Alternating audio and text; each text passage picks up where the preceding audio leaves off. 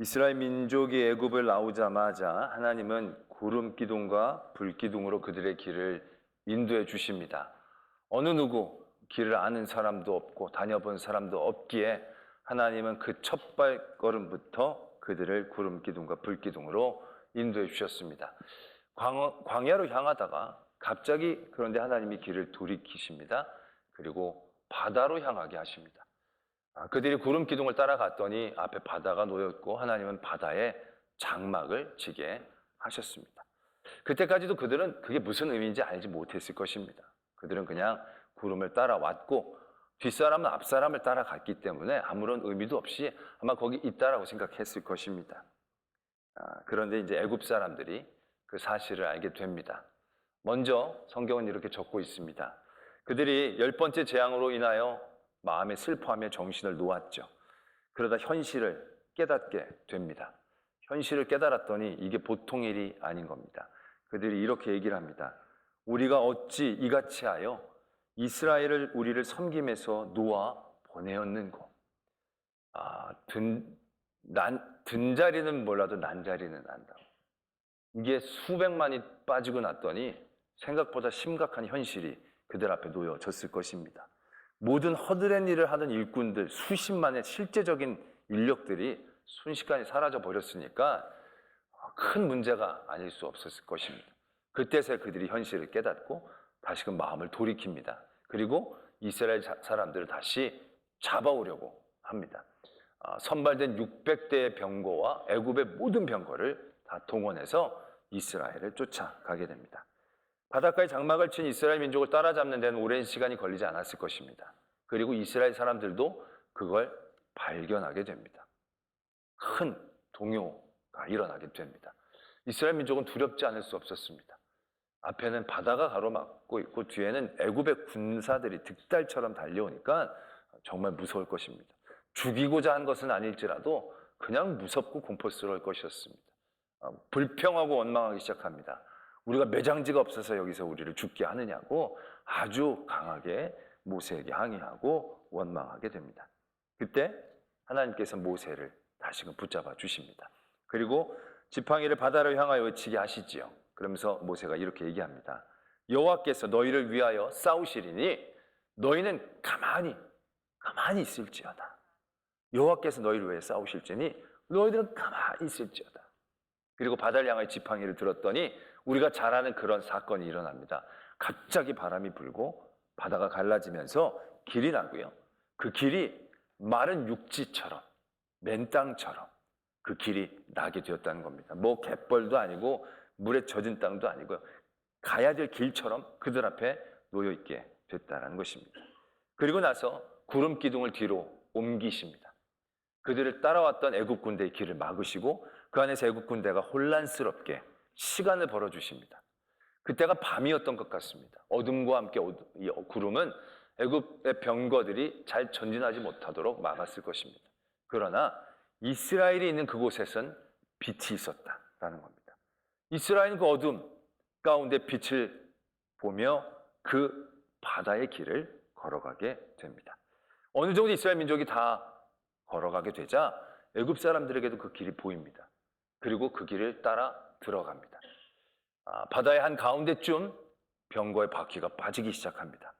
그러면서 애굽 사람들이 심상치 않음을 느끼고 이렇게 얘기합니다. 이스라엘 앞에서 우리가 도망하자. 여호와가 그들을 위하여 싸워 애굽을 치시는도다. 그때 깨달았지만 이미 많이 늦었습니다. 결국 새벽이 되고 바다가 원상복구가 되면서 세계 최강의 군대가 순식간에 사라지는 그런 사건이 일어나게 되는 겁니다. 이스라엘 민족에게는 애굽의 군대가 있다는 것만으로도 나중에 광야에 가서도 편치 않은 상황이었는데 그들의 눈에서 애굽의 군대가 어떻게 되는지를 보게 하시는 거죠. 이 이후의 후환까지 하나님께서 깨끗하게 정리하고 계심을 이스라엘에게 보여주시는 겁니다. 이스라엘은 그때 하나님을 찬양하지 않을 수 없었을 것입니다. 그 사건에서 오늘 히브리서는 이스라엘 민족의 믿음을 보게 하십니다. 어떤 믿음을 보게 하시느냐 하면 믿음으로 그들은 홍해를 육지같이 건넜다라고 적고 계십니다. 저는 히브리서에서 믿음이라고 얘기하는 부분들에 늘 마음이 불편한 적이 많았습니다. 이번에도 그렇습니다. 홍해를 믿음으로 건넜다라고 얘기하지만 솔직히 무슨 믿음으로 건넜는지가 궁금한 겁니다. 왜냐하면 그게 믿음으로 건넌 것 같아 보이지 않거든요. 그들은 믿음이 없었다고 보는 게 맞습니다. 앞에 바다가 가로막혀 있고 뒤에 애국 군대가 쫓아왔을 때 그들이 믿음으로 하나님이 길을 주실 줄 믿습니다. 그러고 길이 생긴 게 아니잖아요. 그들은 죽었다. 우린 끝났다. 왜 우리를 이곳으로 내모셨냐. 원망하고 불평할 수밖에 없었습니다. 우리는 그건 충분히 이해할 만한 상황이죠. 그런 가운데 하나님께서는 가만히 있으라고 그랬어요. 그들에게 가만히 믿어라, 기도하라, 간구해라. 그런 걸 원하시는 게 아니에요. 이스라엘 백성 너희들은 가만히 있어라. 하나님이 다 해주신다는 거예요. 하나님 구름 기둥 옮겨주세요. 애굽 막아주시고 거기다 길을 내셔서 길도 마른 땅이 되는 거예요. 아니 길이 열렸는데 길이 젖어 있고 웅덩이도 있고 바위도 있고 가봐야 살 수 있을까 말까 고민을 하다가 결단하고 믿음으로 그 홍해로 들어간 그런 구조가 아니라는 얘기예요. 그냥 어떻게 보면 외통수예요. 그냥 열려서 갈 수밖에 없는 상황 가운데 떠다밀리듯이 그들은 간 거예요. 결단하고 믿음으로. 바다가 그냥 요단강 건넜을 때처럼 바다가 그냥 있는데 믿음으로 발을 내디뎌서 물을 딱 밟았더니 그때 바다가 딱 갈라진 것도 아니에요. 이 사람들은 아무런 생각이 없었어요. 아무런 믿음이 없었어요. 그냥 죽었다 절망만 했던 그 상황이거든요. 하나님이 다 해주신 거거든요. 하나님이 막아주시고 길 열어주시고 맨 땅에 보송보송하게 빛까지 비춰주시면서 그래서 이제 그들이 바다로 들어간 거예요. 아주 믿음이 없고 아무 생각이 없는 사람도 그 상황에서는 바다로 들어가지 애국 군대로 가겠습니까? 아니 바다도 안 들어가고 애국 군대도 나 여기 있겠다. 그럴 사람은 아무도 없을 거예요. 그렇게 지나간 상황이거든요. 그런데 하나님은 이 장면에서 믿음을 얘기하고 계신다는 거예요. 믿음으로 그들은 홍해를 건넜다. 그럼 그들에게 있었던 믿음이 뭔가? 우리에게 지금 도전하시는 믿음은 뭔가라는 것이죠. 오늘 말씀에서 대비하고 계시는 모습을 통해서 우리는 그 믿음을 발견하게 됩니다. 어떤 모습이 대조되고 있습니까? 애굽 사람들의 모습입니다. 이렇게 적혀져 있죠. 애굽 사람들은 이것을 시험하다가 빠져 죽었다라는 겁니다. 애굽 사람들의 모습 우리가 다시 한번 떠올려 볼 필요가 있는데요. 그들이 10가지 재앙을 당했잖아요. 그러면 하나님은 하나님이시구나. 이스라엘 민족을 건드리면 안 되겠구나. 그런 믿음이 있어야 되잖아요. 근데 이들이 그들의 유익과 그들의 손해 앞에 시험합니다. 아닐 거. 이거 하나님이 전적으로 역사하신 게 아닐 수도 있어. 시험하는 거죠. 하나님이라는 분명한 깨달음이 있었다면 도망가도 못 건드리죠. 그러다 쫓아가는 겁니다. 쫓아갔더니 구름 기둥이 자기들의 길을 막는 거예요. 그리고 이렇게 봤더니 저기에 바다가 막 바람이 불면서 길이 막 생기는 거예요. 그리고 거기는 빛이 좀 있는 것 같아요. 그러면서 이스라엘 민족들이 거기를 싹 지나가는 것 같아요. 그럼 그걸 보면 어떤 생각을 했어야만 했습니까? 애굽이 야 하나님 살아계시는 거 맞구나. 하나님이 저 이스라엘 백성을 구원하시고 그들을 내보내시고 우리를 막기 위해 일들을 이루시는구나. 그러한 깨달음이 그들에게 있었다면 그들은 절대로 바다 한가운데로 달려 들어가지 않았을 것입니다. 근데 그들은 시험했어요. 이거 그냥 자연적인 현상, 우연으로 우리에게 일어난 일들. 하나님이 특정한 그들의 길을 막으시려는 역사가 아니라 그냥 자연적으로 있었던 구름, 저들에게는 어쩌다가 빛이 있고 어쩌다가 바람 불어서 어쩌다가 자연현상처럼 이루어진 길, 그들은 그렇게 시험하는 거예요. 이거 하나님이 하셨다라는 생각을 믿으려고 하지 않은 거예요. 그래서 이스라엘 민족이 어느 정도 도망가고 난 다음에 바닷길로 뛰어드는 건 얼마나 어리석은 일입니까? 이거 하나님이 하셨다. 이거 하나님이 이스라엘 구원하시고 하나님은 이스라엘 편이시고 그럼 들어갈 때가 아닌 거죠, 거기는. 그런데 그들은 그냥 들어간 거예요. 하나님이 하셨다라는 사실에 대해서 시험한 거죠. 결국 중간쯤 돼서야 깨달았지만 아주 많이 늦게 되어진 거죠. 오늘 이 히브리서 11장 29절에서 말씀하는 이스라엘의 믿음은 바로 뭐냐? 엄청나고 대단한 믿음을 얘기한 건 아닐 거예요. 그러나 이들에게 하나님께서 보셨고 우리들에게 요구하신 믿음은 뭐냐면 이 모든 것을 하나님이 하셨다라는 믿음인 거예요. 어떻게 보면 당연한 거지만 당연하지 않은 것일 수 있어요. 애굽 사람들도 똑같이 그것들을 보았고 그 길에 들어갔지만 애굽 사람들은 그걸 그렇게 고백하지 못하고 시험했어요. 근데 이스라엘 민족은 이거 하나님이 하셨다. 하나님이 이 물의 벽을 만드시고 물의 길을 내시고 하나님이 우리를 인도하시는구나. 하나님이 하셨다는 믿음을 이스라엘 민족이 가졌다라는 것이고, 하나님은 지금 이 믿음을 우리에게 요구하고 계신다라는 것입니다. 그렇다고 한다면 우리는 또 이런 생각을 하게 됩니다. 물론 애굽 사람들은 시험하기는 했지만 이거 이럴 때 안 믿을 사람이 누가 있겠냐는 거예요. 누가 봐도 하나님이 하신 게 분명한데, 하나님이 구름 기둥으로 인도해 주시고 바다에 막혔는데 갑자기 바람이 불더니 길이 열려져서 바다가 갈라지고 길이 열렸는데 이거 하나님이 하셨다라는 게 믿는 게 뭐 그리 어려운가? 이거 너무 쉬운 것 아닌가? 그러나 현실에서 우리에게는 그러한 사건들이 일어나지 않지 않는가? 라고 생각하면 오히려 더 시험하면 절망할 때가 있다는 거죠. 아니, 이스라엘 민족처럼 우리도 바다에 길이 막혀 있고 뒤에 대적들이 쫓아올 때 바람을 일으켜 길을 내신다면 이거 하나님이 하셨다라고 인정하지 않을 수 없지 않느냐. 그런데 우리는 바다의 길이 안 열리지 않느냐. 오히려 이 믿음을 우리에게 요구하실 때 우리는 시험 들 때가 적지 않다는 거예요. 애굽 사람들이 우리 앞에 물에 수장되어져야 되는데 그렇지 않고 오히려 대적이 우리를 때리고 우리를 잡고 우리를 잡아가는 현상들도 그들에게 경험되어질 때, 오늘 히브리서 11장 29절에서 얘기하는 이 믿음은 우리들에게 더 시험 들게 되는 그런 제목이 될 수도 있다는 생각을 해보게 된다는 것이죠. 우리가 구원받고 믿음 얻은 것 중에 우리가 한 것이 무엇이 있습니까? 우리가 그 구원과 믿음을 얻기 위해 애쓰고 노력한 것이 무엇이 있습니까? 딱 이거 아닙니까? 너희는 가만히 있어라. 하나님께서 너희를 위하여 일하시고 역사하신다. 우리의 믿음이라는 것이 우리가 간구하고 연구하고 노력해서 주어진 게 아니지 않습니까? 우리는 아무것도 모르고 죄에 헤매고 있었는데 하나님께서 우리를 위해 역사하신 겁니다. 계획하시고 그 아들 독생자 예수 그리스도를 우리에게 보내주셔서 그 길을 열어주신 거예요.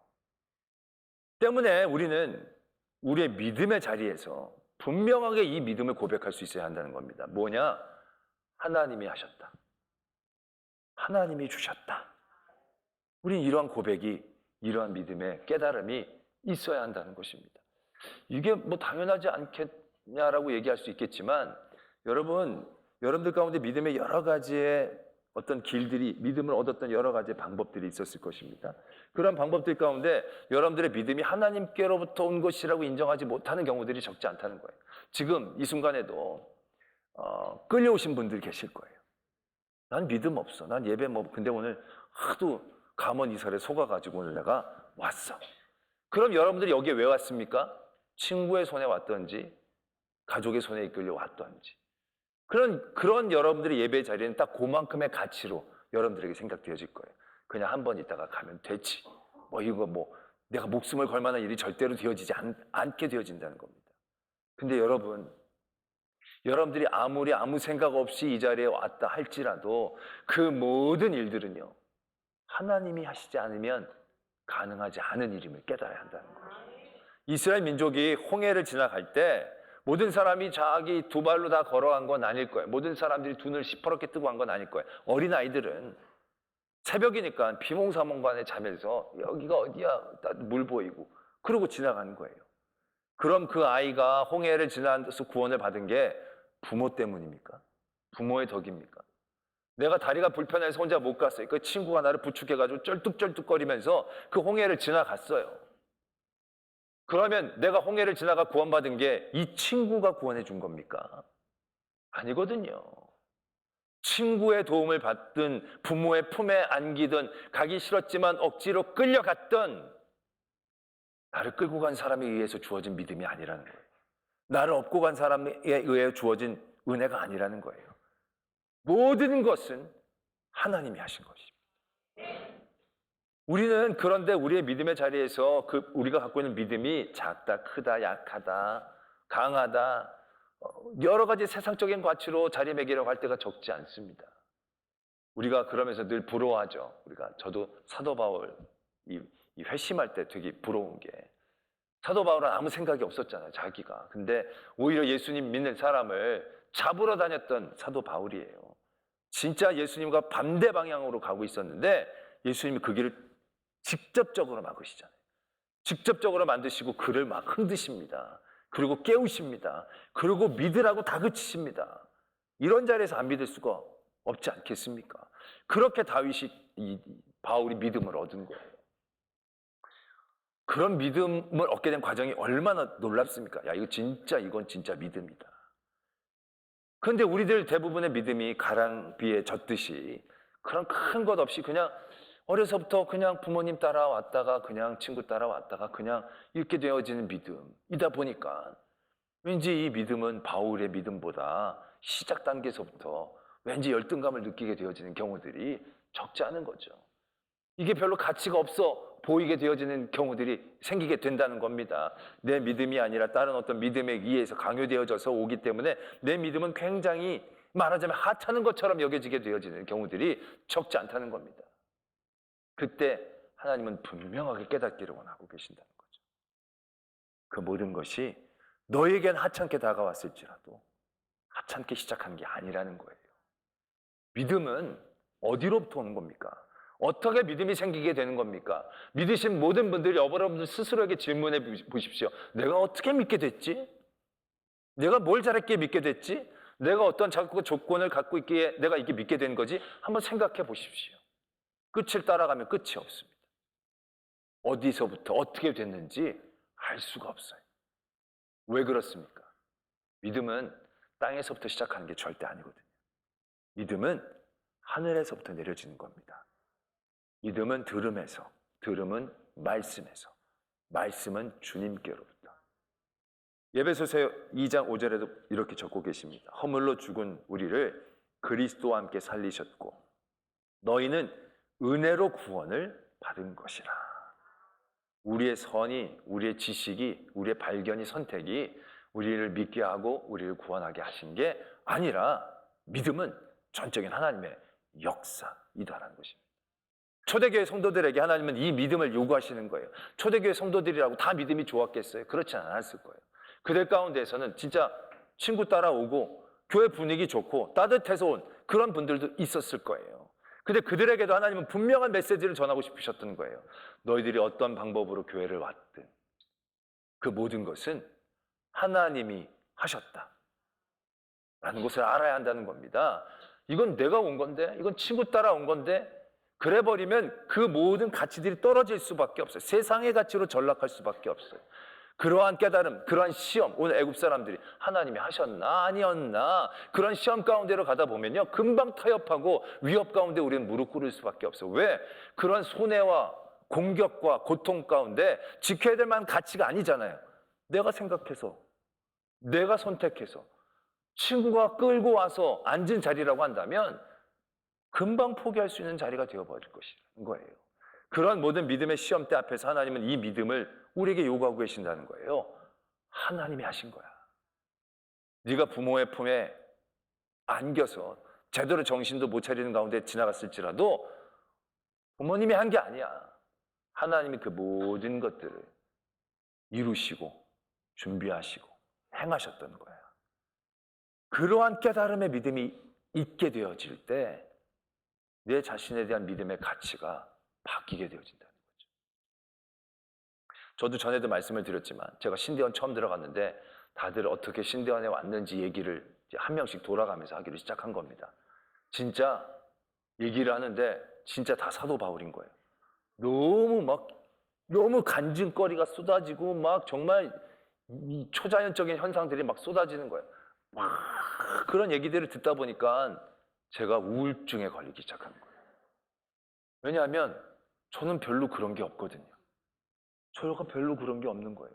그러니까 그분들이 신대원에 오고 신학을 하고 부르심을 받은 일들은 대단히 위대해 보이고 나는 너무 초라하게 느껴지는 게 야, 이래서 내가 앞으로 어디다 쓰임을 받기나 받을까 그런 눌림이 제 안에 있게 되어진다는 거죠. 그러나 그런 놀라운 역사와 빛깔번쩍한 사건들을 통해서 왔든 가랑비에 젖듯이 왔든 부모에게 등 떠 밀려다 왔든 모두가 하나님이 하신 일이기 때문에 하나님은 모두를 사용하셨고 하나님은 모두를 통하여 영광 받으시기를 원하신다는 거예요. 제가 가랑비에 젖듯이 왔지만 지금 이렇게 쓰임받는 게 얼마나 놀라운 일이에요. 사도 바울이 아닌데도 이렇게 쓰임받고 있다는 게 더 놀라운 일이 아니겠습니까? 그런 것도 없는데 이렇게 잘 믿고 잘하는 거 보면 놀라운 일이 아니겠느냐라는 거예요. 할렐루야. 우리의 모든 믿음의 삶의 자리에 지금도 하나님은 그 믿음을 도전하고 계시는 거예요. 여러분들이 오늘 여기 앉아 있습니까? 어떻게 앉으셨습니까? 하나님이 하신 겁니다. 나는 아무 생각 없이 아침에 일어나서 씻고 당연히 오는 것처럼 온 걸음이라고 생각하지만 그럼 그냥 오늘은 그 이전의 주일하고 크게 다를 바가 없을 거예요. 그러나 오늘의 이 자리는 그렇게 쉽게 주어진 자리가 아니라는 걸 깨닫고 고백해야 한다라는 거예요. 오늘 우리가 이 앉기 위해 하나님은 태초부터 정하시고 그의 아들을 우리를 위해 핏값을 주고 죽이시고 그리고 그 길을 열어주신 거예요.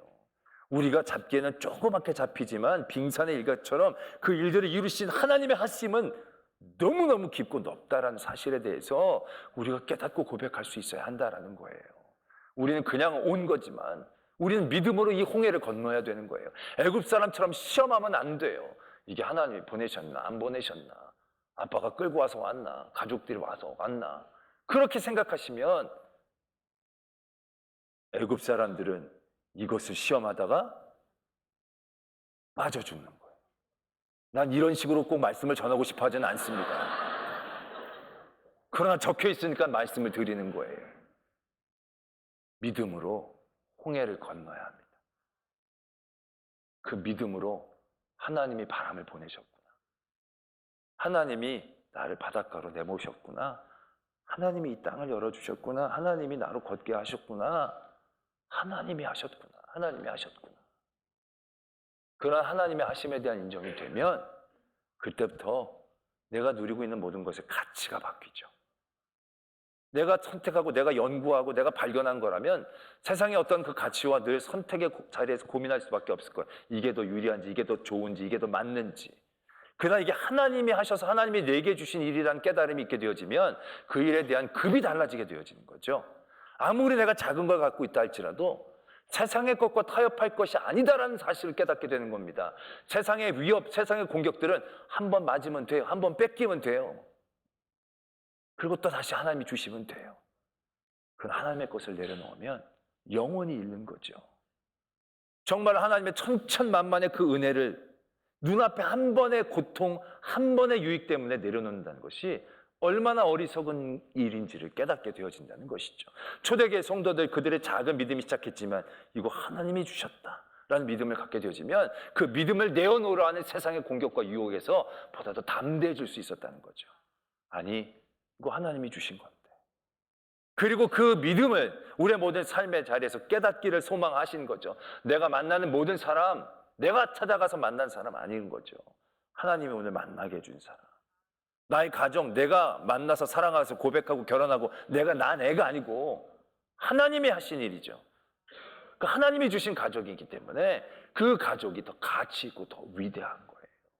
하나님이 내가 맞는 교회 찾아서 내가 설교 맡고 내가 분위기 좋고 찾은 교회라고 한다면 그 교회는 반드시 옮길 수 있습니다.